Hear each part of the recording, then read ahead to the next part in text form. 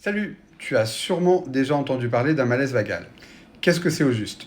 Eh bien, c'est un malaise qui est lié à une baisse de la fréquence cardiaque et de la tension, secondaire à la stimulation du nerf vague, d'où son nom. Comment ça se présente cliniquement?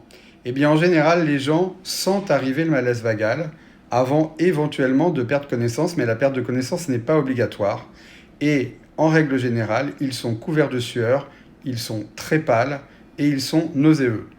Très souvent, on met en évidence des circonstances déclenchantes, notamment les douleurs. Par exemple, les douleurs abdominales lors d'une gastro ou les règles pour les femmes.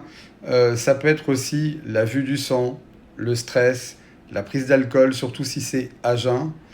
Tout ça dans une atmosphère un petit peu confinée, quand il fait bien chaud, quand on piétine aussi, par exemple les sols dans les grands magasins. Vous voyez souvent des gens qui tombent dans les pommes dans ces cas-là. Qu'est-ce qu'il faut faire quand on se trouve face à quelqu'un qui fait un malaise vagal? Eh bien, tout d'abord, il faut l'allonger pour éviter qu'il ne se blesse, et puis il faut lui relever les jambes pendant 5 à 10 minutes, ce qui va beaucoup écourter le malaise vagal. Les malaises vagaux sont très souvent bénins, notamment chez les enfants ou les adultes jeunes, mais attention, si la personne présente des facteurs de risque comme le tabagisme, le diabète, l'hypertension, rappelez-vous qu'un malaise vagal peut être un signe avant-coureur d'infarctus. A plus.